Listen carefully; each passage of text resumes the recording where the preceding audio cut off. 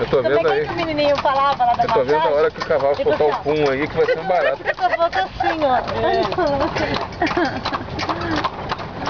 É, nós também. Ele falou, O menininho, ele ficou vendo a cara que enfiava a cabeça na cadeira. Ele foi lá embaixo dele, tipo assim, ele fica tudo com a boca assim, ó.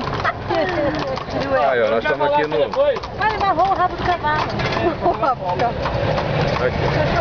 Nós estamos aqui no parque. Ô, Érica, o Jorge falou que quer ver a hora que o cavalo soltar um pum. Então, vou fazer assim só. Vai pra trás? É. Só que ele se soltar o silencioso, Érica, você só vai sair assim quando eu tiver chegado aí, viu? Ah, então, mas é o resquício. Eubiose. Maria Pomar. O que é eubiose? Eubiose, assim. Isso.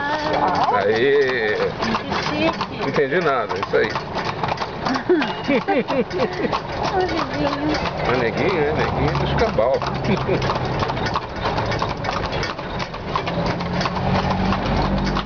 Olha, fazer um fogão aí já, ó. É, fogão. É, eu vi.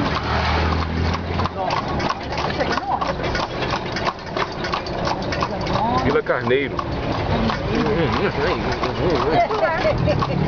Olha o Rio Verde aí, ó. Doce Ué.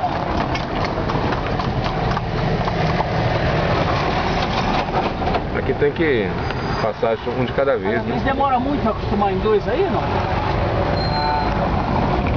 Demora. É. Aí é o macho, uma fêmea, como que é? Dois?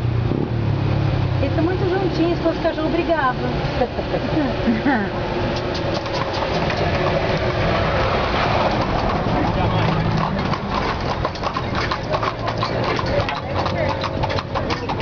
O carro queima, né? Ah, o cara se cismou de vir, né? É. Quando o cavalo vai encostar, aí ele vai reclamar pro bicho, né? Aí o Rio Verde.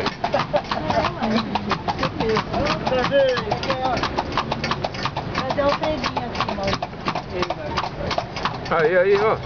Olha o cano de descarga aí, olha o negócio aí, ó. Ai, que legal. Aí, neguinho. Parece que elas máquinas de moer carne. Mas vou te contar, hein? Isso aí é 14 polegadas. Aí, Né? ó, tem um condomínio aqui. 14 polegadas. Tem noção desse tamanho? 14 não, mas tudo é assim.